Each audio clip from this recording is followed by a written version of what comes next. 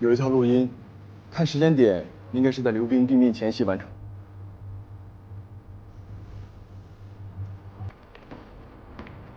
丽丽，别过！丽丽，你别跳，你跳下去，你人生就没有别的可能了。你只要还活着，人生就还有希望的。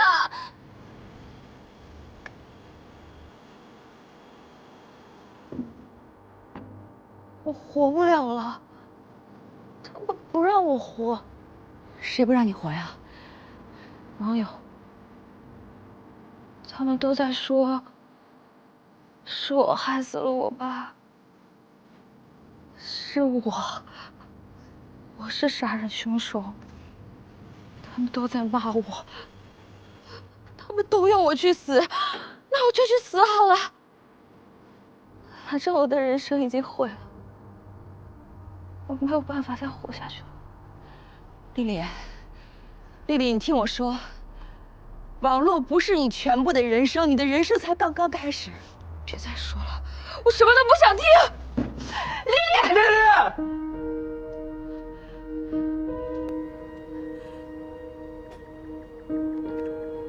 丽丽，雷鸣，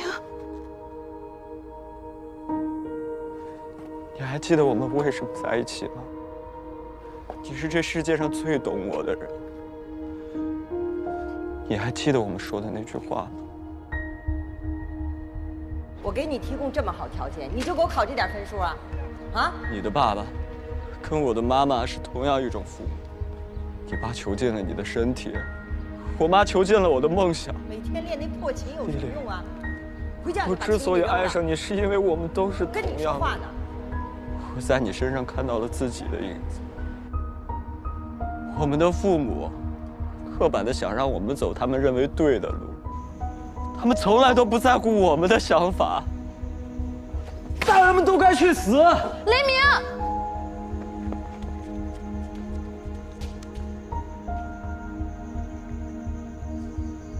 我喜欢你的音乐，我觉得你是这个世界上最懂我的人。只有我们懂得彼此，所以我愿意为你做任何事情。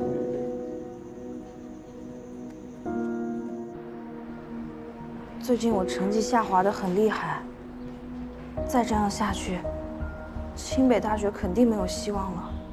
如果我爸再发现我俩玩得好，他肯定不会放过我。丽丽，我认识一些人，他们伪造成绩单能做到以假乱真的程度。我做过很多次了，从来没有被爸妈发现过。清北大学的录取通知书他们能做吗？只要价钱合适，就没问题。不过丽丽，清北大学会不会太夸张了？只要能换回我的自由，我什么都愿意做。雷鸣，如果你真的为我好，你就救救我。好，谢谢你，我先走了。后来我们都如愿以偿了。你骗你的家人说你清北大学被录取了，我骗我妈，让我妈相信我考上了外省的一本。在家里我们都是乖孩子，但其实，在现实的梦想里，我是摇滚乐手，你是小网红主播。虽然总是害怕被发现，但是我们都很快乐呀，丽丽。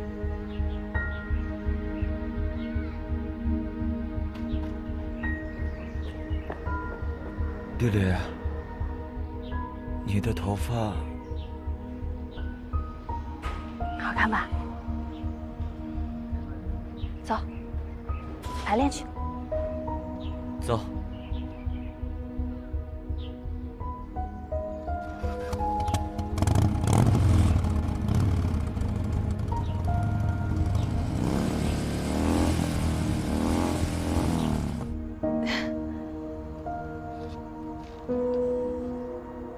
虽然那段时间我们真的很快乐，但你知道吗？那都是假的，我不想再装下去了。所以你就做出直播自杀这么蠢的事儿吗？那天你爸来这儿打了我之后，把你带走了，我才终于明白了你的痛苦，丽丽。但是我真的没想到你会直播自杀。我没有别的办法了。如果我爸知道了我们发生关系，我和你都没有活路。雷鸣，我是真的爱你，你是这个世界上唯一给过我快乐的人。如果我不能和你在一起，我活着没有任何意义。我既不能阻止我爸伤害你，又不能摆脱他，我只剩这一条路了。丽丽，为什么这么傻呀？傻吗？对，我的确很傻，所以他们说什么我信什么。他们说的对，我是杀人凶手，是我害死了我爸，我是杀人凶手，是我害死了他。不是的，丽丽，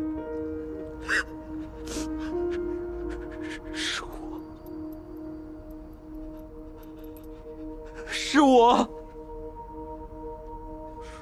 害死的你爸。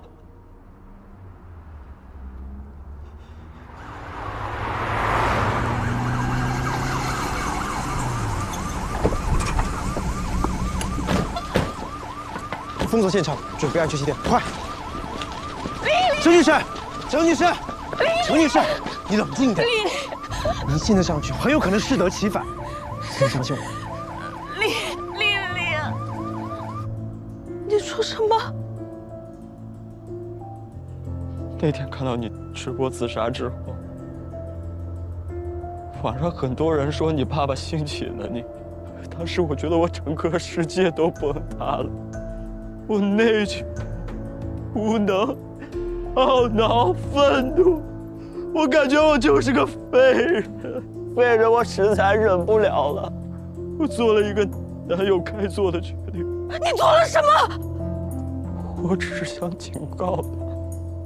谢谢刘哥。哎呀，高兴啊！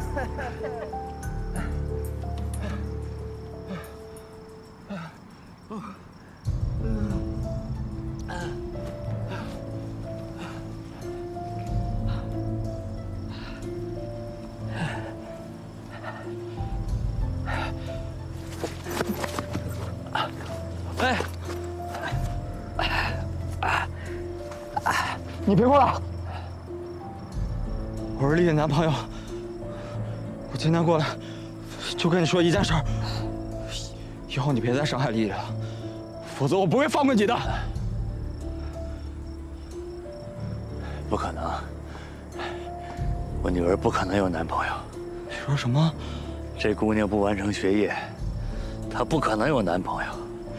就算是有，也不会是你这样的小混混。把药给我，给我，给我！丽丽她要的是自由，她不要你这样的父亲。混蛋的你！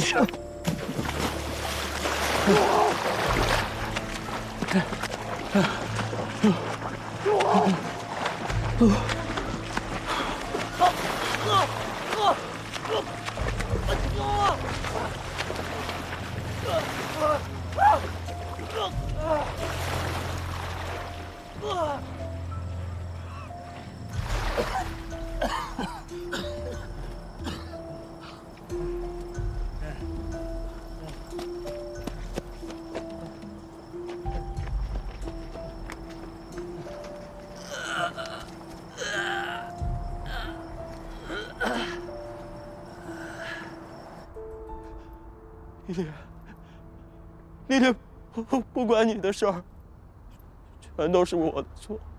我只是想帮你，我真的没有想害了你爸爸。你不要再伤害自己了，好吗？我才是罪人，丽丽。为什么你们一个个都要逼我？为什么你们都不要我好过？丽丽，爸爸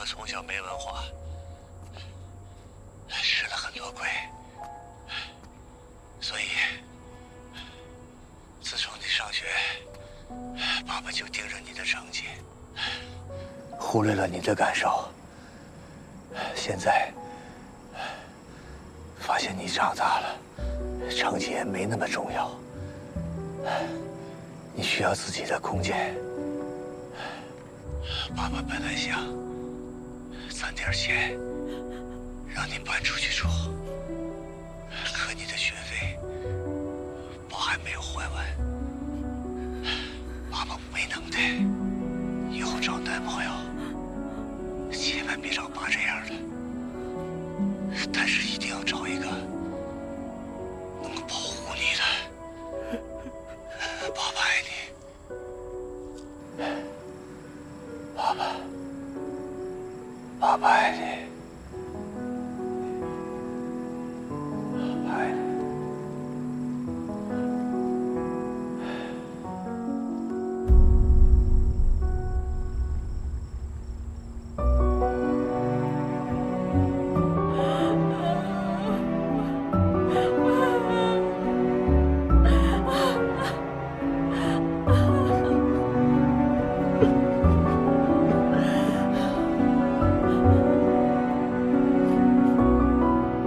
这是从你父亲手机中恢复的录音，应该是他溺水前留下来的。他知道，只有真正离开你，你才会快乐起来，所以他放下了对你的执念。这对他来说挺不容易的。刘丽丽，你应该听你爸爸的话。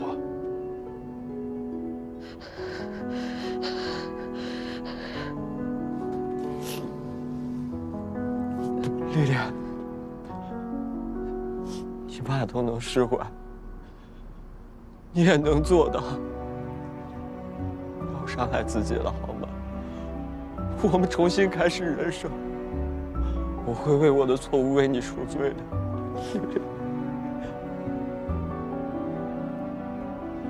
丽丽，丽丽，丽丽，丽丽，丽丽，丽丽。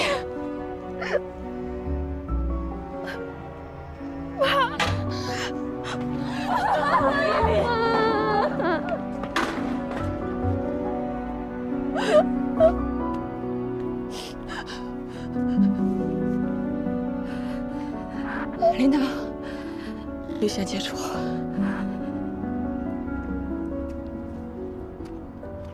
喂，小王，有一件事情还需要你帮我查一下。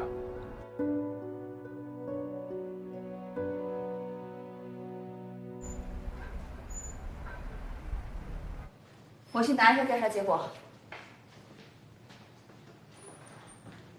哎呀，总算是虚惊一场，这一晚可真够人受的。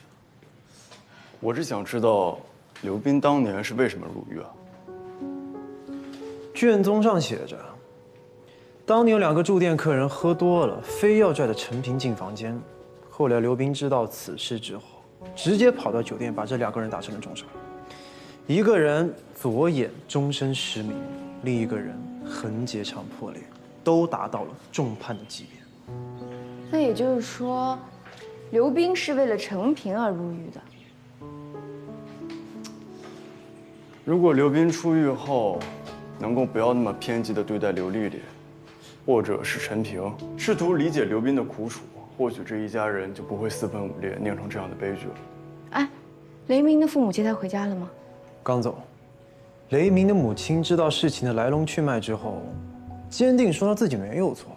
他认为自己的儿子就要管一辈子，所以他现在决定把雷鸣带出国留学，逼他退出乐队，和刘丽丽断绝来往。可能在他母亲的观念里，玩乐队的就是坏孩子，只有读书成绩好的才是好孩子。这种偏见到底什么时候才能解除啊？你说的这种情况，应该不会发生什么样的改变。因为有些人，他们一辈子都不会改变。小新同志，你太悲观了，你应该向林涛同志多学习一下。至理名言。哎，怎么了？我总觉得哪里很奇怪。那又悲观了吧？负能量。你们回来啦？事情我们都听说了，真是万幸。刘斌的心脏病理检验报告。哦，在这儿。死者刘斌冠状动脉内取到血栓脱落栓子，心肌倾斜性梗死。作为一个冠心病患者，一旦栓子脱落了，就会造成大面积的心肌梗死，短时间内就会丧命。死者有溺水征象，这也就说明了死者在落水的时候还是活着的。栓子脱落导致他失去了自救能力，确切的说，他是在心脏病发前就溺水而亡。有点奇怪，是挺奇怪的。什么奇怪？刘斌遇袭溺水，心脏病发，可他怎么有时间还给刘丽丽录下一段遗言呢？我有一个大胆的猜测：身受重伤的刘斌靠着本能反应游回了岸上，剧烈的运动和外界的刺激下，他很有可能再次引发心脏病。但此刻，他只想对自己的女儿赎罪。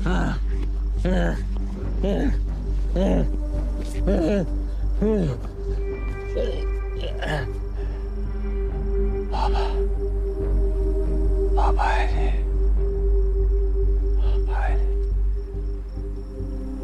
就在这个时候，一个人出现了。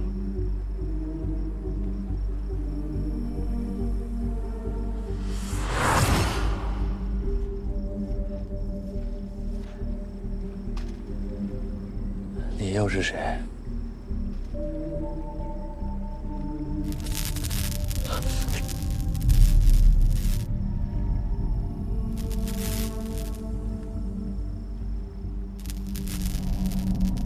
刘斌他现在只有一条活路，他拼命地游向对岸，但这个时候他的心脏病已经发作了。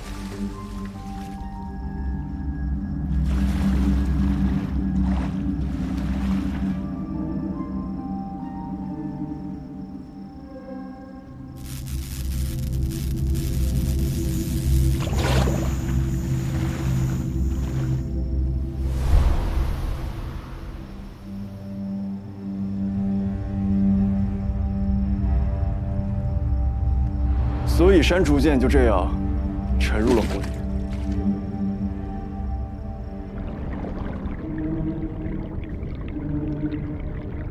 所以你的意思是又冒出来一个凶手？我都听傻了我以我的推论来看，就可以解释现在所有的疑点。但凶手的动机呢？还有那个删除键，是什么情况？感觉跟普通的不太一样啊。这和刘斌的过去有关。我拜托小王帮我调查了刘斌的过去。技术部门刚刚给我调查结果。10年前，刘斌以人间正气的网名，对一个网红女孩进行了攻击。欣欣知我心，本名张雅欣，16岁，癌症患者，曾患重度抑郁症。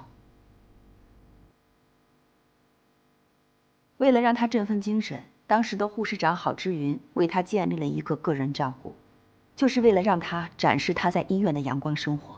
她乐观的生活状态吸引了很多的粉丝，但同时也遭到了很多的黑粉。最终，她不堪重压自杀了。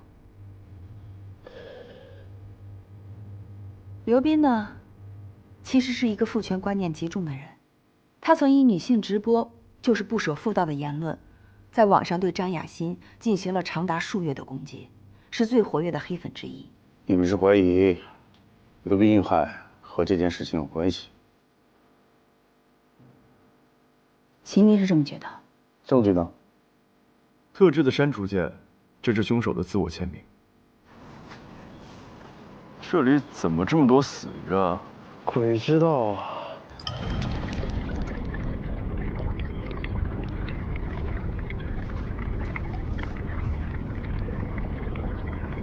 刘斌身上没有任何被电击的痕迹，电击致死并不是导致刘斌死亡的直接原因，但是我的推断至少可以证明，河岸旁边一夜之间为什么会突然出现那么多死鱼？不足为证，这一切都是你的臆想。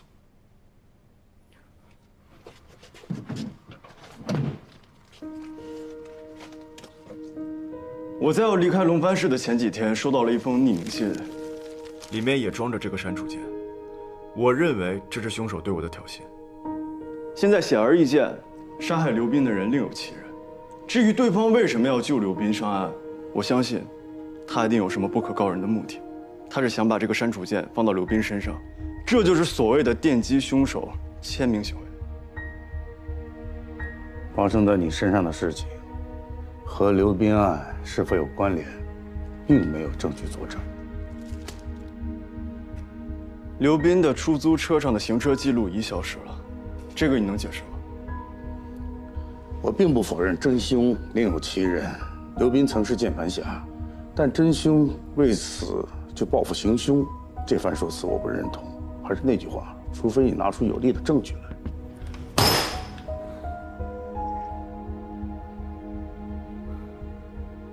证据。好。10年前，死者郝之云溺水而亡，他的手中有一个同样的删除键。彪哥，你是当时的驻检法医吧？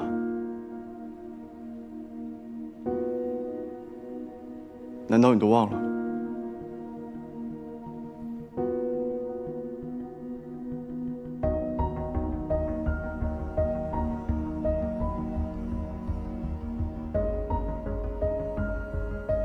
我没有时间跟你讨论当年那桩没结的案子，我只关心眼前的这桩悬案。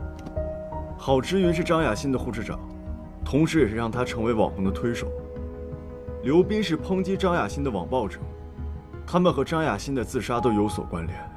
我说了，说说眼前这件案子。李队，刘斌案凶手在现场没有留下任何的痕迹，恐怕我们要打一场持久战。李队。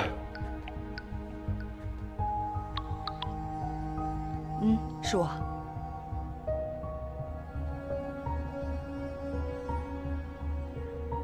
发现一具失蜡化尸体，大家准备一下，我们去勘察。今天就到这儿吧，下班。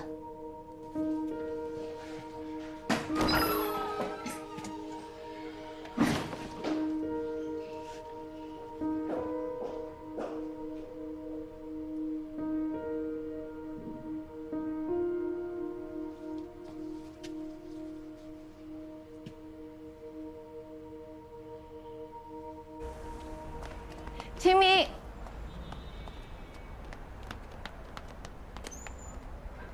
我想问你，为什么要把刘斌的案子跟10年前的那件案子联系在一起？我查了卷宗，才提出10年前的案子。我问的不是这个，我是说为什么要查10年前的陈年旧案？好奇吧？可能这个就是我的一个执念。你是不是也觉得我不可理喻了？秦明，那件案子是不是跟你有关？回家吧，明天早上还要出外勤呢。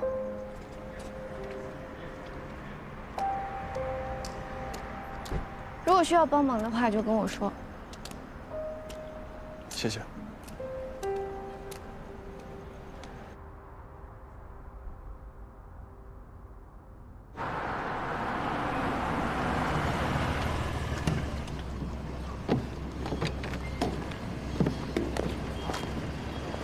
来啦！啊，你怎么还吃上螺蛳粉了？我们现在可是去勘察现场，我劝你少吃点啊。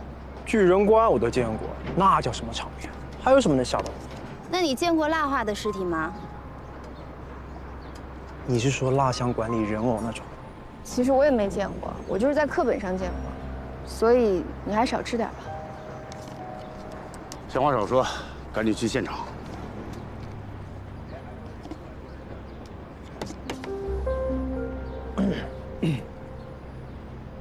拿着吧，说不定能用上。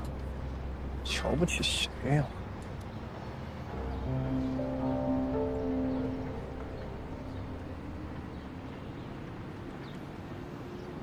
辛苦各位赶到合川，当地警方感谢咱们法医室给予的技术支持。客套的话就免了，介绍情况吧。今早5点，在这个废车场，报案人捡到一个袋子，以为里面有什么东西。5点20分，他报了案。龙华气球场曾经是合川县最大的气球场，5年前就已经废弃了。由于地点比较偏僻，来的人比较少，所以弃尸袋到底是什么时候运过来的，没有人知道。咱们调查的范围实在是太大了，那么辛苦大家了，开始吧。是。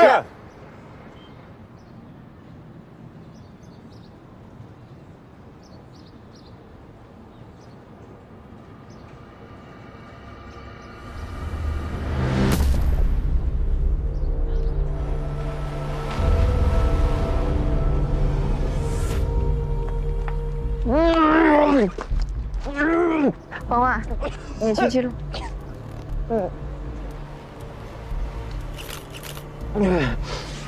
那个袋子看起来挺稀有的。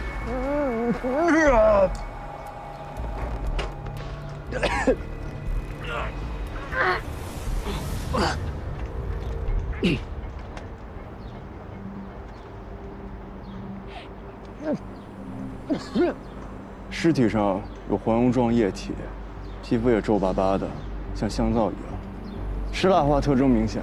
尸体小腿以上的部位被密闭的套筒状的塑料膜包裹着，皂化的组织浸透衣服，覆盖在表面上。我们无法判断死者的年龄和面容，但从高跟鞋和头发来判定，死者应该是女性。好吧，勘察中心现场。怎么样？你有没有什么想法？死者死亡后，尸体会在2个小时内出现尸僵。一般出现尸僵之后，尸体很难驱取。但我们看见的这具尸体上，已经处于完全驱取的状态。凶手在尸僵前就完成了捆绑、包裹、驱取装袋这样的程序。凶手选择用保鲜膜包裹尸体，目的是为了定型，方便装袋。也就是说，死者死亡到装袋完成，一共不超过2个小时的时间。塑料膜包裹，保持适度的温度，缺氧潮湿，这些确实比较容易造成尸蜡化的尸体。你看，电话线。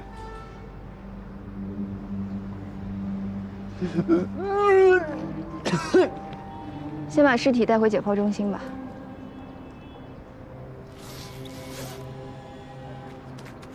这么大的废车场，加上这些垃圾废品，这样的现场很难找到有用的证据吧？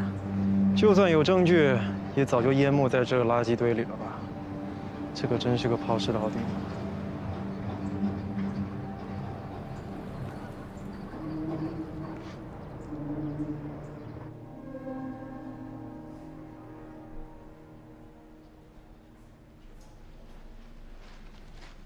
库里没有找到死者的 DNA， 无法查证尸源。那主任呢？今天有批新器材要到，主任要亲自押车。啊，真好，我们终于有新器材了。来，准备开始。现在上午11点10分开始尸检。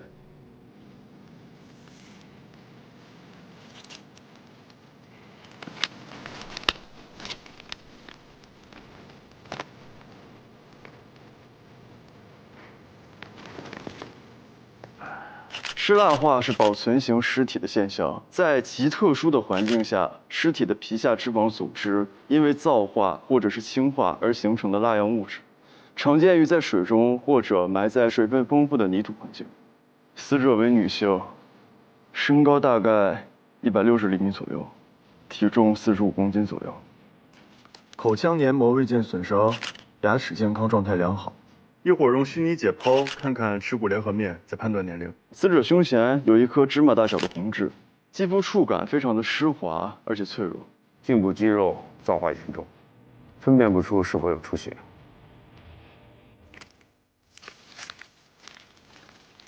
死者的甲状软骨上角骨折，骨折折断有出血，应该是生前反应。通过内脏检查，可以确定死者有窒息特征，死因是机械性窒息，他是被人掐死的。那问题是死亡时间呢？这直接关系到尸源的寻找。尸体尸蜡化形成最少需要5到6个月的时间。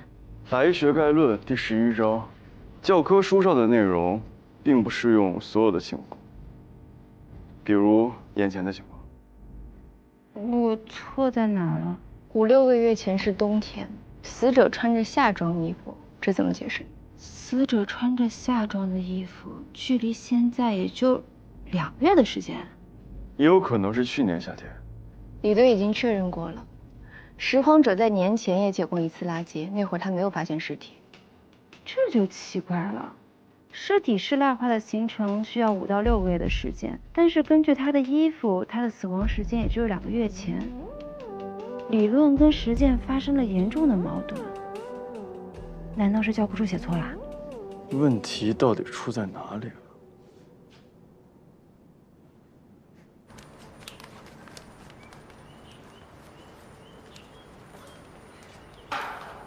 齐明，你没事吧？啊，没事。尸蜡化尸体太滑，缝合用了1个小时的时间，止血钳根本夹不住肌肤，所以只能一点一点处理，就是有点累。这个倒是小事儿。你身上的味道，已经洗了很多次了，应该好一点了吧？嗨。花花，你让我过来是？啊，我想让你过来帮我洗洗衣服呗。哦，洗衣服。尸蜡化尸体，衣服形态辨认不清，就需要清洗晾干。所以你让我过来就是帮你干体力活了呗？不是你说你没事的时候，任何脏活累活都可以交给你的嘛？是。洗衣服可以锻炼肱二头肌、胸肌还有腹肌，你也应该学会在生活中锻炼身体了。说的也有道理。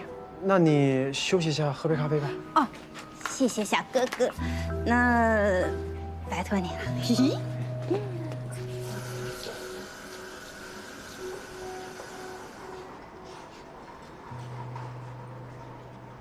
我顶！你身上什么味道这么臭？都辣眼睛了。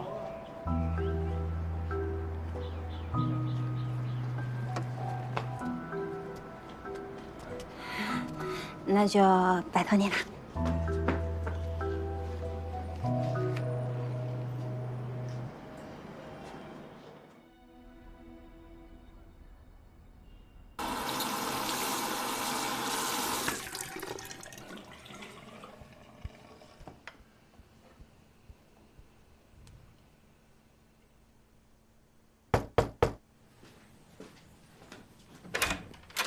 我给你煮了面，我妈还问呢，为什么你一回来就躲在房间里，也不下去吃饭？我不想影响别人。这个给你。没用的，我等一下用漂白水再试一试吧。这个是我自己做的，你试试吧。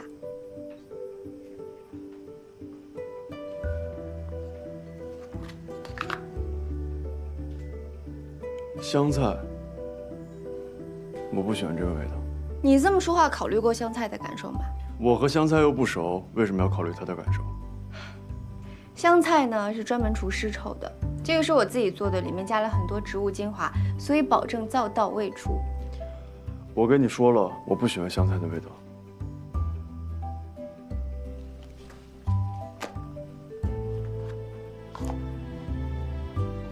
已经开始布置起来了吗？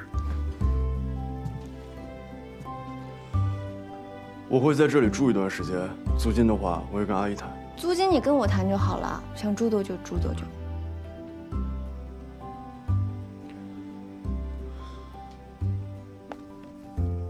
你喜欢画画？偶尔吧，思绪乱的时候，画画可以让我清醒。哦，那你现在思绪乱吗？不乱。你这儿还挺干净整洁的嘛。如果我没记错的话，陈主任应该没有让你当我的班长，对吧？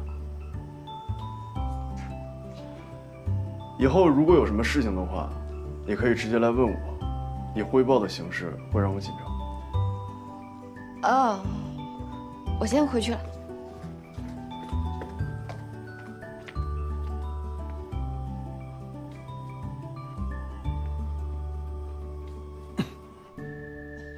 完了！百密一疏，我怎么就没想到先跟老陈打个招呼呢？你说我好好的法医不做，我为什么要做个骗子呀？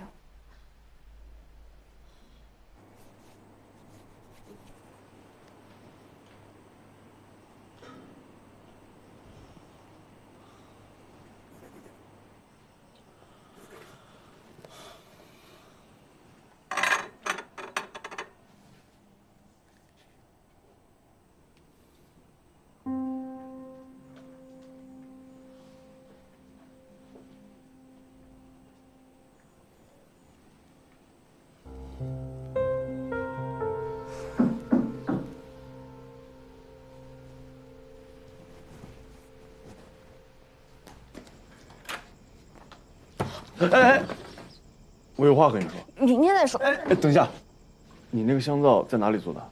古城有很多工艺品作坊都可以做香皂的，我明天带你去吧。我现在有事。哎。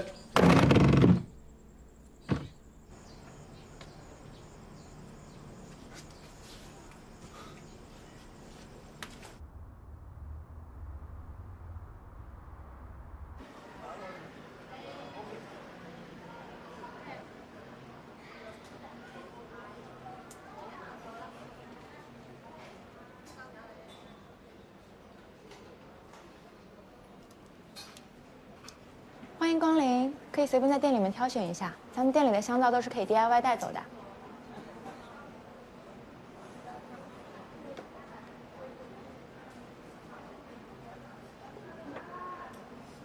皂的主要成分是动植物油与碱，冷制皂的皂化需要多久？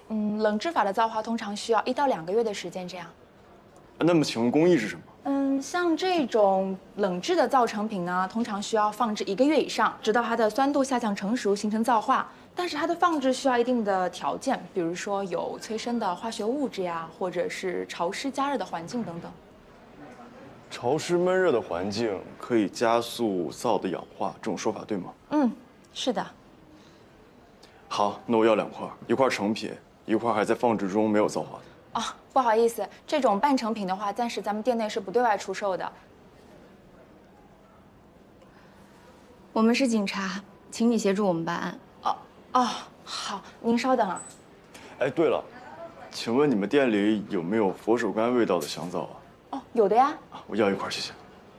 您好，前台那边结账。谢谢。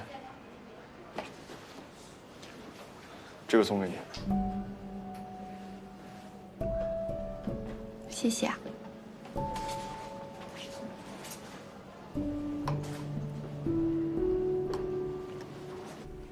死者死亡的时间无法确定吗？对，因为死者下级衣物和湿蜡化形成时间段会发生冲突。如果我们没法确定死亡时间，就没有办法在失踪人口库找到尸源。我知道怎么回事。